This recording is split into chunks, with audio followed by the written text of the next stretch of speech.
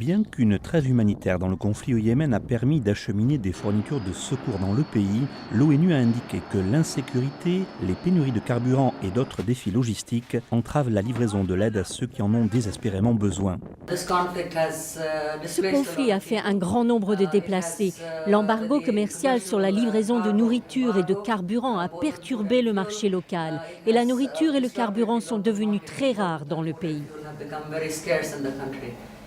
Le Programme alimentaire mondial a profité de la récente trêve humanitaire pour fournir suffisamment de vivres afin de nourrir pendant un mois environ 400 000 personnes, mais il avait espéré en atteindre presque le double.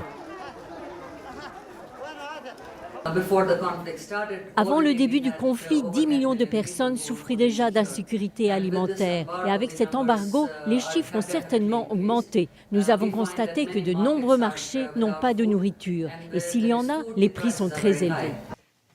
Pendant la semaine, une source d'espoir a toutefois vu le jour. Le secrétaire général de l'ONU, Ban Ki-moon, a en effet annoncé le lancement de consultations qui doivent débuter à Genève le 28 mai et dont le but est de relancer le processus politique au Yémen.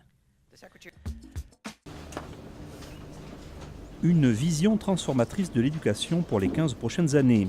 C'est ce qu'ont convenu les dirigeants mondiaux, les gouvernements, la société civile et le secteur privé lors du Forum mondial sur l'éducation 2015 qui se tenait dans la ville sud-coréenne d'Incheon. La déclaration d'Incheon encourage les pays à fournir une éducation équitable, inclusive, de qualité et des possibilités d'apprentissage continu pour tous. La directrice générale de l'UNESCO a affirmé que cette déclaration est un grand pas en avant et a souligné que l'éducation est la clé de la paix mondiale et du développement durable. Aujourd'hui, le monde se réunit pour tracer une nouvelle voie qui se fonde sur le fait que l'éducation est un droit humain essentiel à la dignité humaine, une nouvelle voie qui permettra à l'éducation de devenir une force de transformation pour toutes les sociétés et pour la planète. La déclaration appuiera les objectifs de l'éducation définis par les objectifs de développement durable que les dirigeants du monde vont adopter aux Nations Unies en septembre prochain. La nouvelle série d'objectifs remplacera les objectifs du millénaire pour le développement en tant que principale feuille de route pour le développement mondial. À l'heure actuelle, dans le monde, 58 millions d'enfants et 63 millions d'adolescents ne sont pas scolarisés. Lors du forum, le secrétaire général de l'ONU, Ban Ki-moon, a souligné l'importance des nouveaux objectifs ambitieux qui doivent être fixés cette année.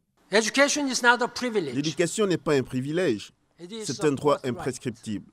Nous ne pouvons pas qualifier ce monde de prospère s'il est trop pauvre pour éduquer son peuple. Il a fallu 20 ans pour que la communauté internationale place l'énergie au cœur de l'agenda du développement. Maintenant que les buts et les objectifs ont été fixés, il appartient aux États membres de convertir leurs engagements en kilowattheures pour de vraies personnes. Tel était le message livré à New York par Kande Yumkela, le représentant spécial du secrétaire général de l'ONU pour l'énergie durable pour tous, aux délégués réunis pour discuter de l'avenir de l'énergie mondiale. Nous voyons cela comme une occasion à 1 000 milliards de dollars, pas comme un défi à 1 000 milliards de dollars. Nous croyons que la troisième révolution industrielle a commencé. Nous croyons que la révolution de l'énergie a déjà commencé.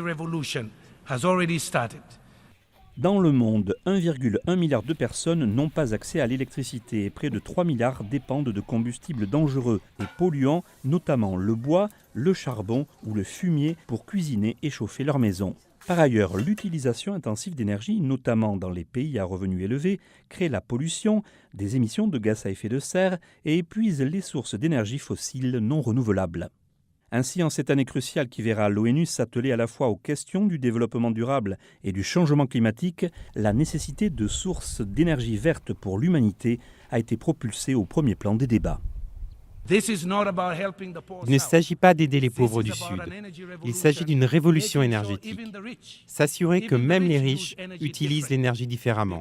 Parce que ce sont les émissions d'une poignée de pays qui nous mèneront dans l'enfer climatique. Ce sont les pauvres qui souffriront le plus si les autres n'utilisent pas l'énergie correctement.